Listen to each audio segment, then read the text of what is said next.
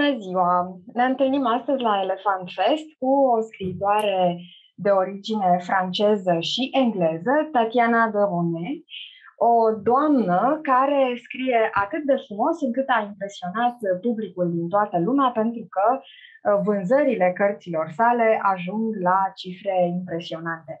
Vorbim astăzi cu scriitoarea franceză care ne va povesti despre literatura ei, despre ce o inspiră și cum a început să scrie. Bonjour Tatiana Deronay. Bonjour. Merci d'avoir accepté cette invitation. Je vous en prie. De la part de tout votre public roman. Ça me fait très plaisir, merci beaucoup. C'est le plaisir et le nôtre. Bon, merci à vous. Merci à vous. Donc, je vais commencer par vos origines. Vous avez eu des origines mixtes, oui. Françaises, anglaises, russes. C'est vrai. Est-ce que cela a compté dans votre parcours littéraire? Vous savez, les écrivains sont de deux catégories de ce point de vue. Ceux qui disent depuis l'enfance, je connaissais mon destin, je savais qu'un jour l'écriture serait mon but dans la vie. Et les autres qui disent non, j'ai découvert l'écriture à l'âge adulte, j'ai écrit beaucoup de romans que j'ai mis dans le tiroir et tout ça. Est-ce que ça a compté pour vous? Est-ce qu'il y avait des histoires de votre enfance, de vos origines peut-être, des gens de la famille qui vous ont impressionné pour devenir écrivaine? Alors non, je vais peut-être vous décevoir. Je ne dois rien à ma famille en fait. Je dois, j'imagine, cette vocation par la chance d'avoir une imagination. Très tôt, j'étais une petite fille qui aimait inventer des histoires, quand j'étais en classe, lorsque j'écrivais des rédactions, c'était toujours beaucoup plus long que les autres personnes de ma classe et mes professeurs disaient « Ah, c'est très bien, mais vous avez fait 10 pages alors qu'on vous a demandé 2 ». Et là où ma famille a été formidable, c'est que très vite, on m'a encouragée. Donc, j'ai une mère anglaise née à Rome et un père français de mère russe né à l'île Maurice. Vous voyez, je suis vraiment un melting pot, comme on dit. Oui. Voilà. Et j'ai eu la chance de pouvoir bénéficier très tôt d'une double culture, ce qui fait que j'ai 2 langues d'écriture, en fait, l'anglais et le français. C'est venu d'abord en anglais parce que je vivais à l'époque aux États-Unis, parce que mon père enseignait à Boston, à MIT. Donc, j'ai appris à lire et à écrire aux États-Unis. C'est pour ça que d'ailleurs que j'ai gardé un accent américain qui désespère ma mère, qui, elle, a un accent très british. Moi, j'ai un accent américain. J'ai fait mes études en France, mais aussi en Grande-Bretagne. Et donc, je dirais que la famille m'a servi pas tellement comme modèle d'écriture, mais peut-être que toutes ces influences russes par ma grand-mère, mauriciennes par mon grand-père qui était peintre, anglais du côté des Anglais, peut-être que ça a contribué, si vous voulez, à cet imaginaire qui était nourri, bien sûr, de tous ces livres que j'ai commencé à dévorer très tôt. J'insiste beaucoup là-dessus. Pour moi, l'écriture, elle est née de la lecture. Et il y avait plusieurs auteurs que j'ai lus très jeunes qui m'ont beaucoup inspirée, dont une certaine Daphné du Maurier qui est derrière moi. Je peux vous citer aussi Émile Zola, qui a été très important dans ma jeunesse. Et donc, le fait d'avoir cette double culture qui m'a permis très tôt de lire dans les 2 langues, je pense, m'a apporté une certaine richesse qui a encore décuplé cet imaginaire. Ça développe beaucoup l'imagination, c'est vrai. Les écrivains que vous avez évoqués sont très connus par le public. Oui, je sais. J'espère au moins. Je peux aussi vous citer Virginia Woolf, je peux aussi vous citer Oscar Wilde et Maupassant et l'américain Edgar Poe, qui ont été vraiment des très belles inspirations pour moi. Tout ce que vous évoquez me fait penser à une certaine noirceur qui existe dans ces sources, mais aussi dans votre style, qui est très tendre en même temps. Mais puisque vous avez parlé de Daphné du Maurier, est-ce que vous pouvez me raconter comment vous avez découvert cette écrivaine qui est une de mes préférées aussi, au moins pendant mon adolescence et bon, il y a beaucoup d'années. Alors, j'ai encore plus pour moi, puisque j'ai fêté un anniversaire très important il y a quelques jours. J'ai changé Oui, de bon décennie. anniversaire. J'avais Merci. oublié de vous le souhaiter. Non, non, Donc, bon merci, c'est trop anniversaire gentil. à vos Moi, amours. merci. J'ai la chance d'avoir découvert Daphné du Maurier très jeune. Je devais avoir 11 ou 12 ans. Et c'est ma mère, qui est anglaise, qui m'a donné Rebecca à lire. Ce roman m'a tellement fascinée, me l'a donné pour Noël.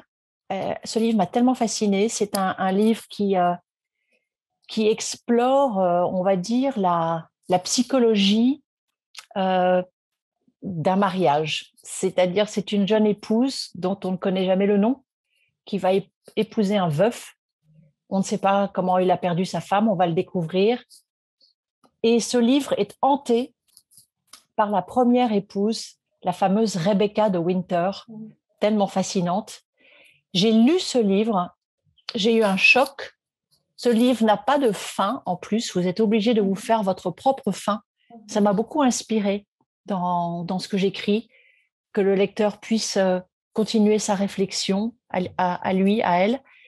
Et donc, je suis tombée amoureuse de Daphné du Maurier, de son style, de sa noirceur, c'est vrai. Je suis plutôt un auteur qui aime, et je pense que c'est à cause d'elle et à cause d'Émile Zola aussi, j'aime bien aller explorer tout ce qui est caché, tout ce qu'on ne dit pas, tout ce qu'on ne montre pas. Je ne suis pas vraiment ce qu'on appelle un auteur feel good.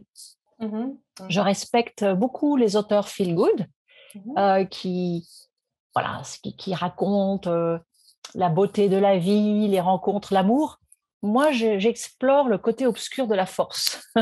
The dark side of the force. Ça, c'est moi.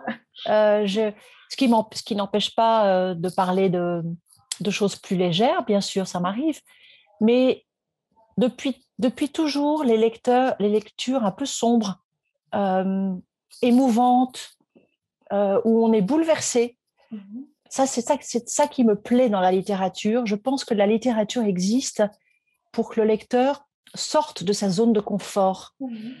Moi, je préfère bousculer mon lecteur, le choquer peut-être, le faire pleurer, l'émouvoir, que de le laisser indifférent et de l'abreuvoir avec des bons sentiments et un happy ending où la personne ferme le livre et l'oublie.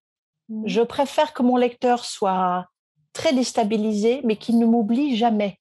Alors, ce n'est pas facile parfois parce que certains lecteurs peuvent être déstabilisés par les livres parce que j'aborde des sujets difficiles. Vous avez publié Sentinelle de la pluie, je ne sais pas comment il s'appelle, qui est un sujet un livre qui aborde des sujets difficiles aussi, familiaux. Donc, cette noirceur, pour moi, je dirais même pas que c'est le mot noirceur, parce qu'on pourrait croire à tort que je parle d'un roman policier ou d'une enquête avec un crime. Et ça non plus, ce n'est pas mon style. Je dirais que j'essaye d'éclairer ce qui est obscur en nous. J'essaye de mettre une lumière sur ce qu'on ne montre pas et sur ce qu'on ne dit pas, parce que soit c'est un secret, soit c'est un mensonge. C'est ça qui me fascine. Oui, il y en a beaucoup. Voilà. Et en même temps, vos livres donnent de l'espoir. Donc maintenant, je voudrais vous poser cette question puisque vous m'avez inspirée. Est-ce qu'il y a un livre qui a déstabilisé votre vie à vous ou bien qui vous a donné de l'espoir? Alors, je dirais qu'Émile Zola, je reviens à lui, je l'ai découvert à 13 ans à l'école. On nous faisait lire Zola. Et je remarquais qu'autour de moi, beaucoup des gens dans ma classe faisaient « Ah, Zola, c'est tellement épais, c'est tellement gros le livre ». Et moi, j'ai eu un tel choc en lisant L'Assommoir, qui est donc l'histoire de la déchéance d'une femme. Je n'avais encore pas compris grand-chose à l'amour ni à la vie. Quand j'ai lu ce livre, j'avais 13 ans, j'étais encore très innocente. Mais c'était tellement puissant, ce livre, tellement âpre. on suit tout le parcours de cette femme assez terrible. Il y a des très beaux moments, il y a des moments terribles. Et donc, ce roman-là m'a vraiment beaucoup, beaucoup marqué parce que Zola, en fait, ce que j'aime chez lui, c'est qu'il ne, comme on dit en français, il ne prend pas de gants. Hein. Oui, oui. Il écrit Ça, les c'est choses vrai. comme s'il les explorait avec un microscope. Donc, je dirais que ces livres m'ont beaucoup porté par la puissance de son exploration de l'âme humaine. Et je cherche désespérément un livre qui pourrait m'avoir donné de l'espoir. Mais je dirais que la littérature en général, pour moi, elle donne de l'espoir parce que justement, elle nous permet, même avec des thèmes difficiles et épineux, elle nous permet une réflexion, elle nous permet d'avancer. Et c'est cela, en fait, la mission, me semble-t-il, de l'écrivain aujourd'hui, c'est de pouvoir donner à un lecteur, à une lectrice, la possibilité de réfléchir, de se poser des questions. On n'a pas toutes les réponses. Nous ne sommes pas non plus des savants, nous ne sommes pas des devins, nous ne sommes pas des scientifiques, mais notre travail consiste à donner des réponses d'une certaine façon en se posant des questions, si vous voyez ce que je veux dire, pour engranger un processus de réflexion. Et c'est peut-être ça, l'espoir de la littérature. C'est vrai que parfois, poser une question rend impossible la réponse. Oui. Mais en même temps, ça fait peur réfléchir pour beaucoup de gens. Mais je sais, mais je pense que nous ne pouvons pas aborder la littérature en étant persuadés que c'est la littérature qui va donner des réponses. Je pense que écrire, c'est laisser une trace. Lire, c'est suivre cette trace. Je pense que écrire, c'est ouvrir des portes et lire, c'est franchir ces portes. La littérature, c'est permettre un voyage qui peut-être va vous apporter des réponses à vous. Je pense notamment, je reviens là à Virginia Woolf, qui est une écrivaine immense, qui étudie d'une façon sublime et extraordinaire le flux de la vie, puisque toute la vie de ces personnages s'est vécue d'une façon intérieure, comme Mrs. Dalloway qui va couper ses fleurs et on suit tout le processus interne de la vie de Mrs. Dalloway en la suivant dans sa journée. Et le travail de Virginia Woolf est important aussi puisqu'il permet cette réflexion dont vous parlez. Il ne donne pas toutes les clés non plus, mais il nous permet de nous transporter ailleurs, dans la tête de quelqu'un d'autre. Et rien que ça, c'est tellement capital. Alors, je sais que le cinéma peut faire ça aussi, les séries, la musique, mais la connexion qu'il y a entre le mot écrit et le voyage intérieur est absolument essentielle et précieuse à mes yeux. Oui, ça ouvre les portes de l'imagination. Donc maintenant que vous avez évoqué Mrs. Dalloway, je pense à ça. Comment se déroule une journée de votre vie d'écrivaine? Alors, comme voyage antérieur et comme voyage extérieur, c'est-à-dire toutes les choses que vous devez faire, écrire votre programme qui doit être assez strict pour écrire comme ça et pour avoir un tel succès.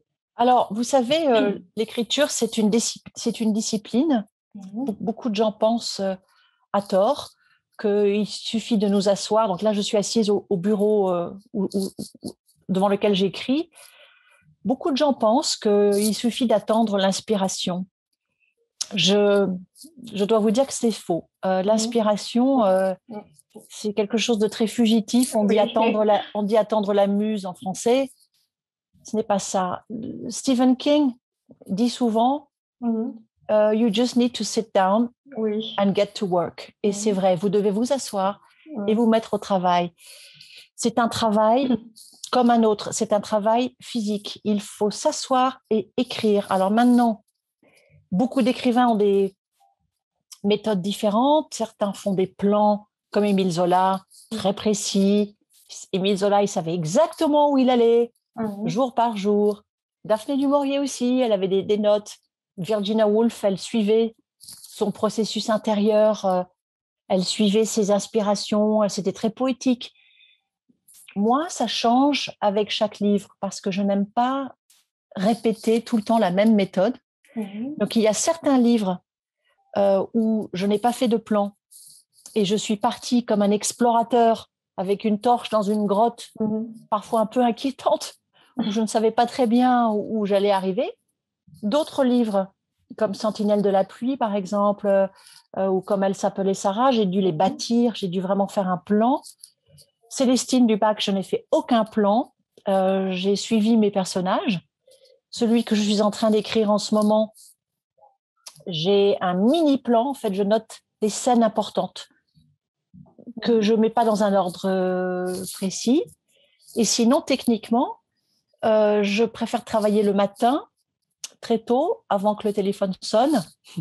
Parce que je suis aussi une maman, une épouse, la fille de 2 parents âgés, une sœur, donc une amie. Donc, j'ai aussi ma vie sociale et puis j'ai ma vie de rencontrer mes auteurs. Alors maintenant, beaucoup de choses se font malheureusement à cause de la pandémie, comme on le fait aujourd'hui, mais j'ai repris récemment le chemin des dédicaces, donc ça, c'est très agréable. Donc, tout ça, c'est une organisation. Essayez de caser vos horaires d'écriture dans une journée de promotion, de voyage. C'est pas toujours facile. C'est une question d'organisation. Oui, et beaucoup de discipline. Et de discipline, absolument. Parfois, je m'oblige à me lever tôt pour avoir ces heures d'écriture qui sont très précieuses le matin, avant que la vie reprenne le dessus, que les emails commencent à arriver, que les appels commencent à arriver. Voilà. Est-ce que ça vous arrive de prendre des choses de votre vie ou des vies des autres? Donc ça, c'est un cliché pour tous les écrivains, mais quand même, on ne peut pas échapper à ça. Donc c'est général, non? On voit Alors des choses. c'est très différent, encore une fois, avec chaque auteur. Je dirais que oui, il y a des choses de ma vie qui sont dans chaque livre et parfois les lecteurs et les journalistes veulent absolument savoir quoi.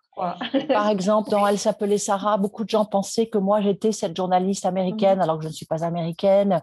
Je n'ai pas cet horrible mari qu'elle avait dans le livre. Je n'ai rien à voir avec Julia Jarmont, mais comme j'ai mis tellement d'émotions que j'ai ressenties moi, en fait le piège c'est ça, vous savez.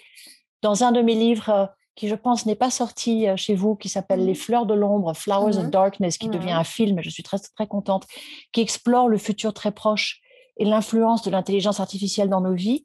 Beaucoup de gens ont cru que c'était moi, parce que cette personne, ça a l'air tellement vrai comment elle réagit face à des épreuves difficiles, qu'on pense que l'auteur a connu ça. Et en fait, il ne faut pas oublier que nous sommes à la fois des vampires. Nous prenons, bien sûr, de nos vies, de la vie des autres, nous mélangeons tout ça avec notre imaginaire, parce que ça aussi, c'est notre métier, c'est notre baguette magique. Nous savons travailler cette matière pour la rendre très personnelle. Et donc, il est impossible pour moi de vous dire quelle est exactement la partie de moi, la partie de quelqu'un d'autre et mon imaginaire. On va dire que c'est une cuisine interne très spéciale qu'il est très difficile de décrire parce que, d'abord, c'est un processus intime, très personnel. C'est comme si je vous invitais dans ma salle de bain le matin pendant que je me prépare. Eh bien, on n'a pas envie qu'on nous regarde. Eh bien, pareil, l'écriture, ça doit passer par, on va dire, le moulinet de votre propre expérience, mais vous la maquillez, vous la travaillez, vous l'explorez aussi pour en faire autre chose.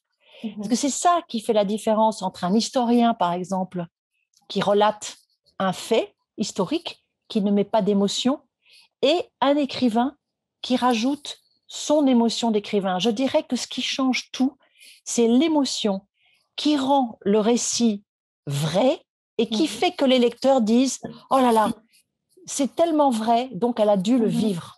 Oui, oui. Et donc, nous passons notre vie à dire « Méfiez-vous des écrivains. Nous sommes les menteurs, nous sommes les illusionnistes, nous sommes les grands magiciens. C'est notre métier de vous faire croire que c'est vrai. Mais méfiez-vous, ce n'est pas toujours vrai. » Mais parfois, c'est vrai, oui. Et ça Parfois, influence les vies des autres. Quand vous dites ça déstabilise, mais aussi ça peut donner de l'espoir. bien sûr, ça peut donner de Oui. l'espoir, mais beaucoup de gens veulent savoir si c'est vous, si c'est pas vous, et je passe ma Mhm. vie à dire Non, c'est presque, pas moi. ou Oui. alors je n'ai Oui. pas envie de vous le dire, ça ne vous regarde pas.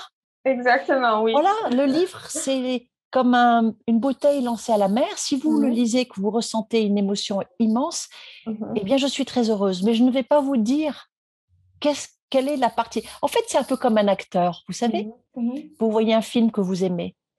L'acteur vous fait pleurer. Vous dites, l'acteur a dû vivre quelque chose comme ça, tellement c'est vrai. Vous n'en savez rien.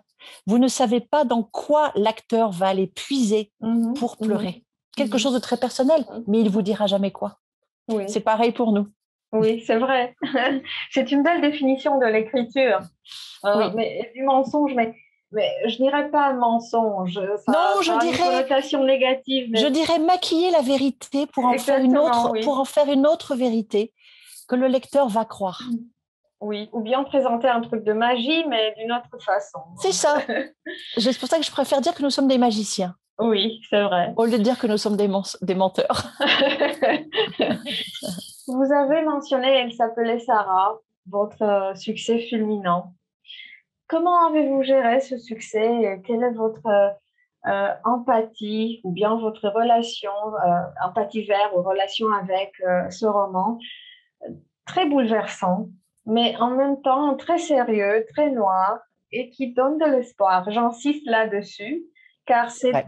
un début de la littérature, de donner de l'espoir. Alors d'abord, c'est un livre que j'ai écrit il y a longtemps déjà, maintenant presque 20 ans. Mhm. J'ai eu beaucoup de difficultés à faire publier parce que personne ne voulait le publier il y a 20 ans. Pourquoi? C'était un sujet trop dur pour la France, hein. Je Mhm. rappelle le contexte historique. C'est un roman Mhm. qui revient sur la rafle du Veldiv, Mhm. qui s'est déroulé le 16 juillet 1942, à 2 pas de où j'habite ici à Paris, et qui met en scène la collaboration française avec les nazis dans la Mhm. Deuxième Guerre mondiale et la déportation des familles juives et des enfants juifs, dont beaucoup étaient français parce que nés en France, vers les camps de la mort, et une petite fille qui échappe et qui va essayer de retrouver sa famille. Cette petite fille qui s'appelait Sarah. Personne ne voulait publier ce livre il y a 20 ans. J'ai eu peut-être une trentaine de refus. Mhm. Ensuite, j'ai rencontré une éditrice qui a eu l'audace de la publier, Héloïse d'Ormesson, qui a réussi le tour de force, mais d'une façon incroyable, de faire qu'une quarantaine de pays ont publié ce livre en 2007. Il y a eu un magnifique film, donc ce livre a vraiment changé ma vie. Ça a été presque comme un conte de fées, mais je n'aime pas dire ça parce que le sujet est tellement noir qu'on ne peut pas dire ça. Tout ce que je peux vous dire, c'est que c'est le livre qui a, oui, changé ma vie dans le sens où il m'a enfin apporté des lecteurs, alors qu'avant, je publiais des livres dans une quasi-solitude, Mhm. des livres qui ne se vendaient pas. Peut-être que voilà, ce n'était pas le bon moment pour moi. Donc, les choses ont beaucoup changé avec ce livre-là. Ça m'a permis de retrouver mes lecteurs. Maintenant, ce qui est triste parfois, c'est quand les lecteurs restent bloqués sur ce livre-là et ne lisent pas les autres livres. Mais heureusement, ils sont minoritaires. Mhm. J'ai la chance d'avoir des lecteurs qui même préfèrent d'autres livres à ce livre-là. Je cite Manderley Forever, qui a vraiment touché énormément de lecteurs aussi dans d'autres pays. Donc, je suis contente d'avoir pu tourner la page de l'après Sarah, parce que ça aurait pu être. En fait, je me compare un peu à Daphné du Maurier, puisque Daphné du Maurier a écrit Rebecca, et toute sa vie, on lui a parlé que de Rebecca, et elle n'en pouvait plus. Mhm. Elle a écrit beaucoup d'autres livres, donc j'ai ça en commun avec elle. Donc, on va dire que c'est un livre pour qui je garde une immense tendresse. Et qui a un parcours très particulier dans ma vie, surtout qu'il a été refusé tellement de fois. Mhm. Mais maintenant, quand je croise un lecteur ou une lectrice qui ne me parle que de Sarah, j'essaye de lui dire très gentiment que j'ai quand même publié 15 autres livres et que je n'ai pas publié que Sarah. Mhm. C'est vrai, oui. Et maintenant, vous m'avez mentionné le livre que vous écrivez maintenant. Est-ce que vous pouvez nous en donner des détails ou ça reste secret? Ah, je peux juste vous dire que, parce que je ne l'ai pas fini, donc je n'aime pas parler beaucoup de mes livres avant de les avoir finis, mais je reviens à mes thèmes de prédilection qui sont la mémoire des murs, Mhm. comment les âmes et les lieux sont habités par ce qui s'est passé là, Je peux tout simplement vous dire aussi qu'il est question du très grand Émile Zola, qui habite ce livre d'une façon très spéciale. Ce n'est pas du tout une biographie. Il y a déjà eu des magnifiques biographies sur Zola, donc ça n'a rien à voir. Donc, c'est l'histoire d'une très jeune femme. J'ai une jeune héroïne cette fois, toute jeune, 28 ans, qui va vivre une expérience assez déroutante.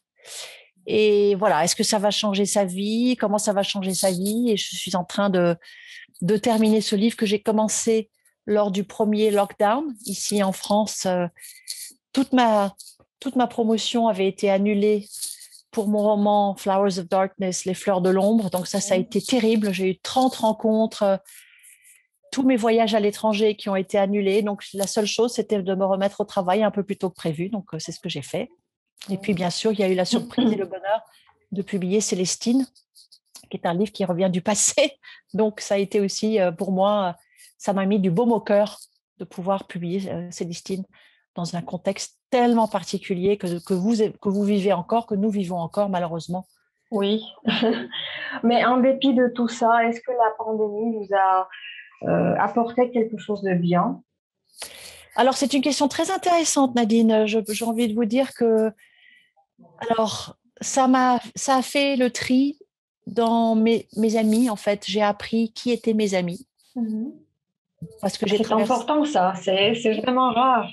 Parce que j'ai On peut passer toute sa vie sans le savoir. J'ai traversé des épreuves pendant cette pandémie familiale difficile. Donc, ça m'a permis d'avancer. Ça m'a permis aussi de devoir prendre sur moi, de me rendre compte que ce virus me fait peur, que j'avais peur de l'attraper, que beaucoup de mes amis proches ont perdu un parent. Moi, j'ai des parents âgés, donc ça me fait encore peur. Donc, j'ai appris qu'à 60 ans, on peut encore avoir peur, alors qu'on se pense à cet âge-là très aguerri, très forte. Et puis, j'ai découvert ma ville, Paris, que j'aime tellement, sous un autre regard. J'aurais jamais pu imaginer voir ma ville déserte, avec personne dedans, pas de touristes, personne. Une ville fermée, une ville donc à la fois très terrifiant et puis artistiquement assez magnifique. C'est riche, puis, oui. Oui, c'est très riche et donc c'est vrai que nous sommes toujours, je ne sais pas comment ça se passe chez vous, mais nous devons encore porter le masque. Oui, bien sûr, ici aussi. Nous devons faire attention, ne pas embrasser les gens, pas serrer les mains, etc. Donc nous reprenons petit à petit contact. Là, j'ai beaucoup de rencontres en librairie, donc c'est étrange parce qu'il faut porter le masque. Ça change le paradigme social, donc c'est très, très différent de comment on vivait avant. Voilà. Je pensais à ce que vous avez dit et que la peur est la seule chose qui reste stable dans nos vies. Oui, c'est vrai. Ça, mais c'est vrai. C'est vrai, et je sais que j'ai été changée par cette pandémie. Mes enfants qui ont vécu, qui sont jeunes encore, hein, ils ont 29 et 31 ans. Ils ont dû vivre seuls aussi, tout seuls, parce que nous ne pouvions pas être ensemble. Ils ont dû vivre ce lockdown tout seuls. C'est pas facile. Moi, je ne sais pas comment j'aurais fait à leur âge si j'avais été toute seule à vivre toute seule pendant un mois ou deux chez moi. Oui, ce n'est pas facile. Donc, on a beaucoup tous grandi, et puis d'être séparés des personnes que nous aimons, de notre famille, de nos aînés, de mes parents, ça a été difficile aussi. Et c'est pas fini. C'est pas fini, oui, c'est vrai ça. Oui. C'est pas fini. Oui, maintenant j'ai une autre question qui est liée à ça. Est-ce que la solitude pour un écrivain est importante? Est-ce qu'un écrivain doit chercher la solitude? Alors, c'est intéressant ce que vous dites parce que...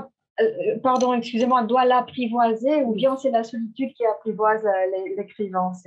Alors, c'est très intéressant ce que vous dites parce que nous sommes des personnes confinées déjà par nature. Nous sommes seuls devant notre écran, nous sommes seuls devant notre ordinateur. Donc, il n'y a pas une très grande différence entre un lockdown normal de l'écriture d'un livre et puis surtout ce qui nous a été imposé. Je dirais que la seule différence, je reviens à cette peur.